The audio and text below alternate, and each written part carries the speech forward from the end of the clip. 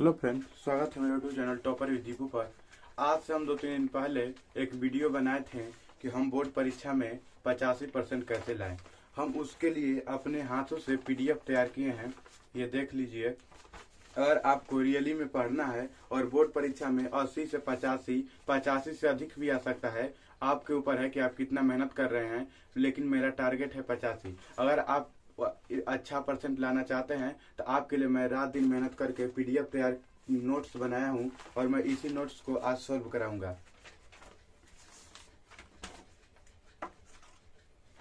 इसमें का पहला सवाल है, दो संख्याओं 36 और 60 का महत्तम समापवर्तक यानी एचसीएफ क्या होगा।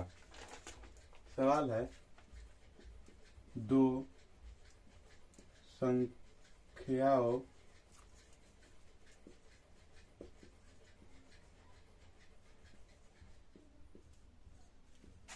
36 और 60 का एचसीएफ क्या है।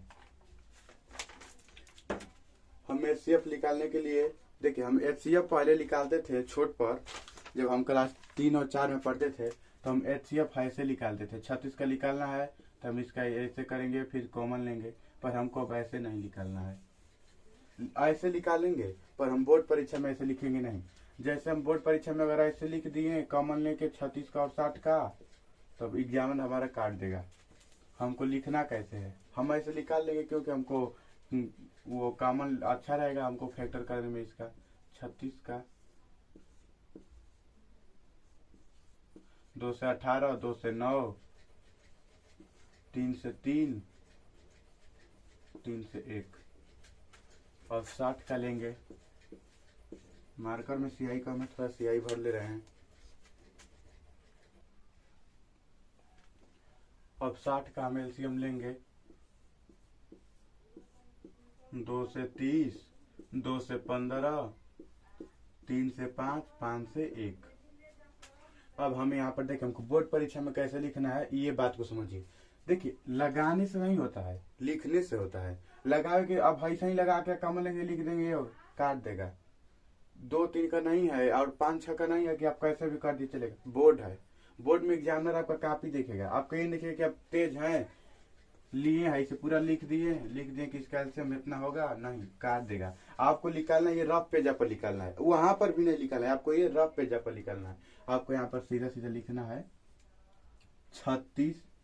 अब 36 के कितने फैक्टर निकले, 2 और 3, 3 तितली के 9, 9 दूना के 18, 18 दूना के 36। चेक भी कर लेना, नहीं तो चेक करेंगे ना तो ये छोटी छोटी चीज है, ये गलती हो जाती है। गलती कब होगा, जब आप खूब खुश होंगे। क्या 36 के एलसीएम में तो निकाले के बाद खुश होइबा, तुरंते गलती हो जी। ज्यादा खुश होइला पर गलती हो जाला। तू 3 के कब 9 लिख देबा, कब 6 लिख देबा, कब 4 को 3 लिख देबा, पता ना चली। 36 का कितना बा, 2 इंटू 2 इंटू 3 गुणते 3, ई हो गई।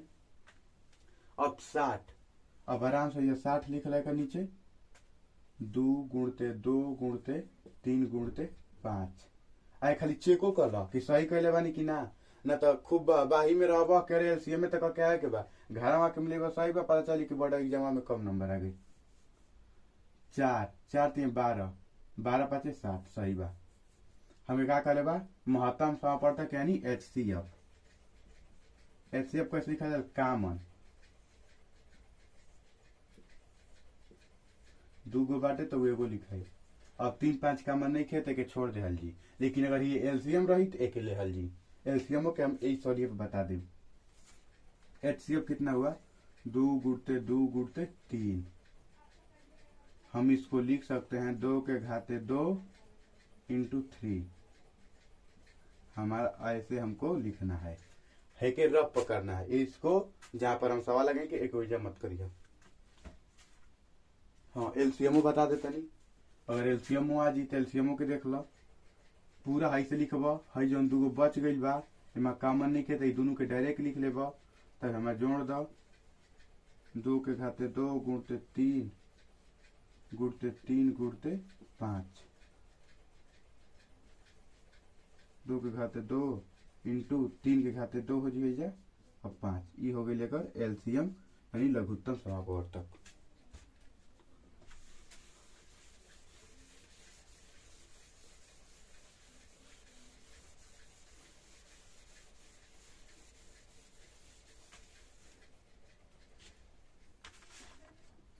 अगला सवाल बा 121 के अभाज्य गुणनखंड के रूप में 121 के अभाज्य गुणनखंड रूप क्या है। यानी 121 के अभाज्य गुणनखंड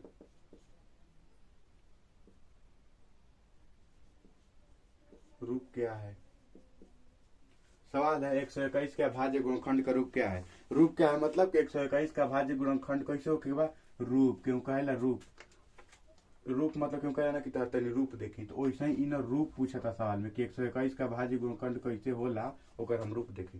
तो अगर तू बढ़िया से पढ़ले वाला मैथ में तनी ठीक ठाक वाला तो तोके पता 121 देखते पता चल कि 11 का स्क्वायर है। 11 का कला अभाज्य संख्या है। अभाज्य संख्या जन बाटे उ खुदे से कटेला और कोनो से ना कटेला। एक से कटी और खुद से कटी तो एक से कटी तो एक के छोड़ दो। एक का गुणा एक में करो 11 में करो तो 11 हुई तो 11 इंटू 11। एक रूप कितना हुई 11 इंटू 11 यानी 11 के घाते 2 लिख सकता लेकिन 11 इंटू 11 लिखिए कहीं कि अच्छा नहीं खेला कहीं कि अकेले बा। जब कहीं तू अकेले जाला तो अच्छा ना लगेला बकलोल नहीं लगेला लेकिन तू संगे लड़का रहना सो तो अच्छा लगेला। तो इसे ही सवालों की समझ जा।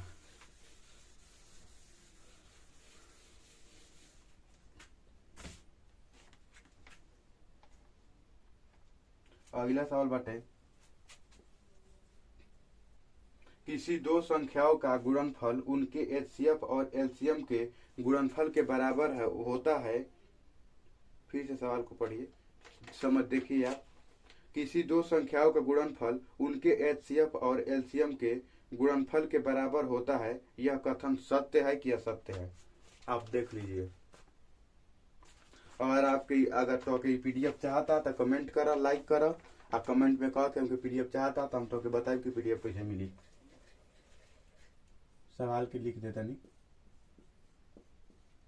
किसी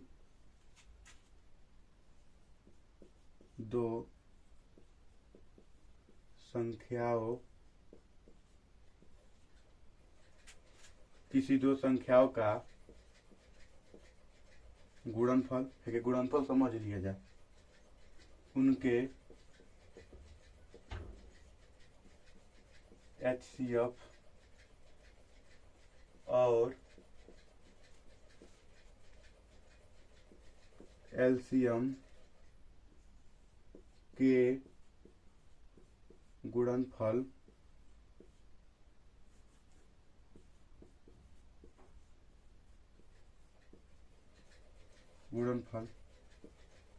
के बराबर होता है यह कथन क्या है। सवाल को समझिए। सवाल में पूछ रहा है किसी दो संख्या यानी कौन दो संख्या पहले सवाल के देख लो करवा समझाओ तनी। किसी दो संख्याओं का गुणनफल उनके एचसीएफ और एलसीएम के गुणनफल के बराबर होता है। किन्हीं दो संख्या तो हम संख्या का ले ली 2 3 संख्या हो गई 2 3 दो संख्याओं का गुणनफल तो एगो सूत्र याद होके चाहिए तो होके दो संख्याओं का और तू पहले वाला वीडियो देखने वाला तो इस सूत्र हम बतैले बानी। दो संख्याओं का गुणनफल बराबर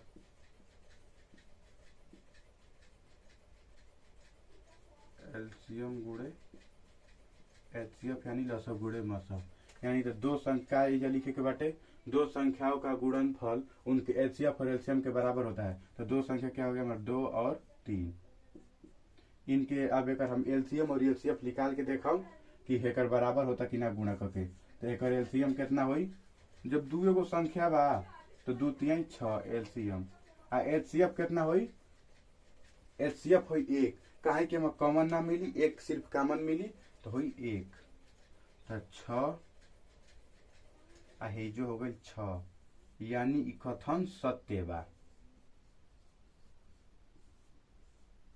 किन्हीं दो संख्याओं का गुणनफल उनके एचसीएफ और एलसीएम के बराबर होता है ये कथन सत्य है। पर हम इतना पर मान नहीं सकते हमके एगौरी संख्या जब बदल के देख लेगी चाहिए काहे कि कबो कबो संख्या ऐसा होला कि गलतियों आ जाला जब 2 3 गो पर हो जी तो कन्फर्म हो जी। तो ये हम ले तनी अब 4 6 चार छक्का का कहला है, चार छक्का अब एलसीएम और एचसीएफ हमको निकाले के बाद चार के पहले एलसीएम ले, छः कहनी, दो तीन छः, कितना हो गई एचसीएफ एकर कितना हुई, एचसीएफ खाली दो काउंट मिलता तो एचसीएफ हो जाए कर दो, एलसीएम कितना हुई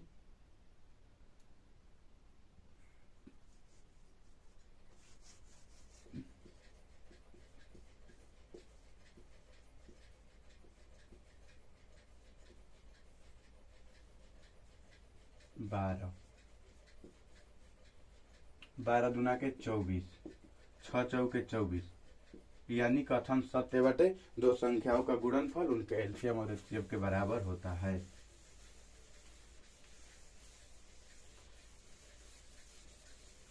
दुए तीन गो सवाल लगाए के बाद लेकिन ओके बढ़िया से कंठस्थ समझे के बाद, और आपको ये पीडीएफ चाहिए पूरा देख लीजिए। अगर आपको ये पीडीएफ चाहिए तो हम आपको पीडीएफ दे सकते हैं, आप बस कमेंट कीजिए।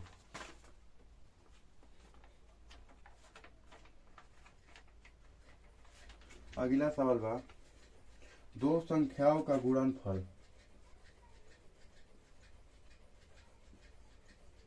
दो संख्याओं का गुणनफल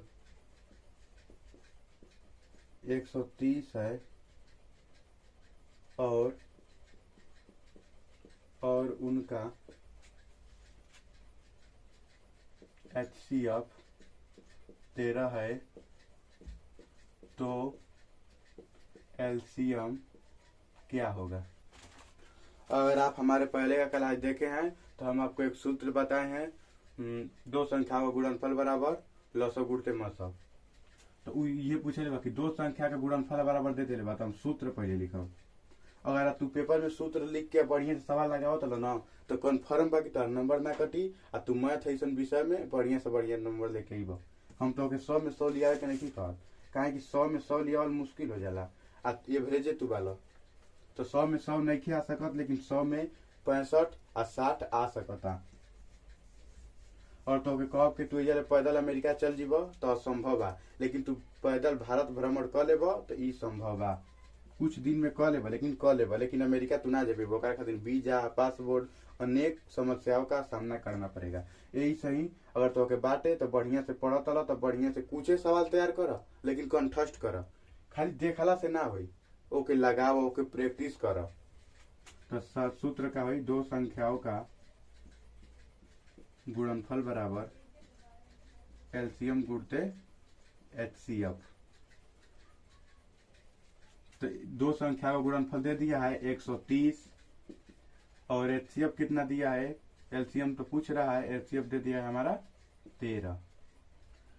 एलसीएम बराबर 130 बटा में 13 कितना हो गई 10, यानी कि हमारे एलसीएम कितना हो जाए, एलसीएम हमारा हो गई 10, एलसीएम हो गई कितना 10।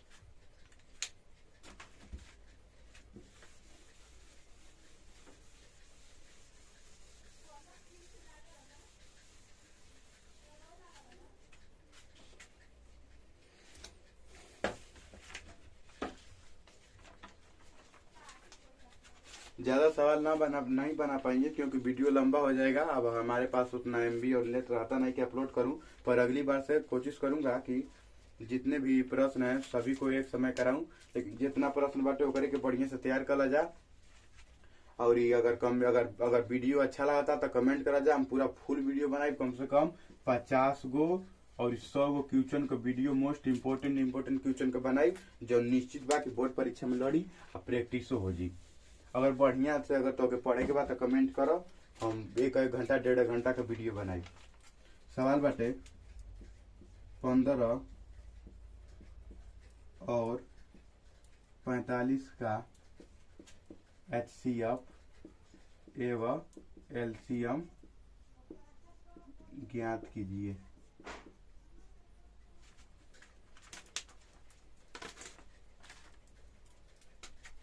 पंद्रह का फैक्टर कितना होगा 3 गुणते 5।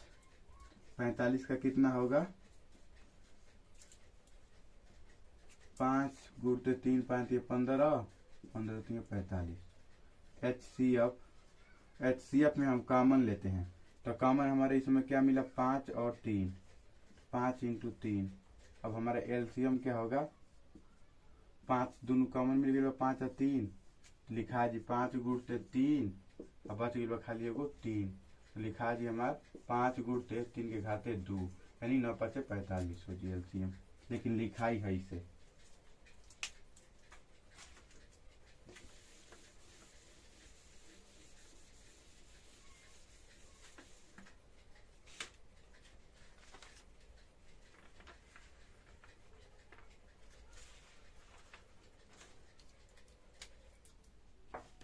अगला सवाल बाटे, कोई दो अभाज्य संख्या कौन सी हो सकती है। इसके लिए हमको ऑप्शन देना पड़ेगा, सवाल को बढ़िया से लिख दे रहे हैं। कोई दो अभाज्य संख्या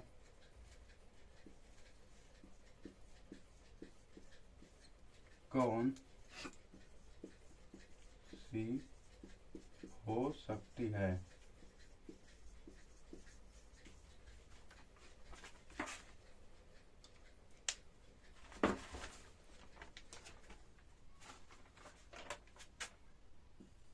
दो और चार, सीधा सीधा काम लगा के लिख देते हैं जल्दी जल्दी। 2 और 4, 5 और 7, 2 और 9, 3 और 4।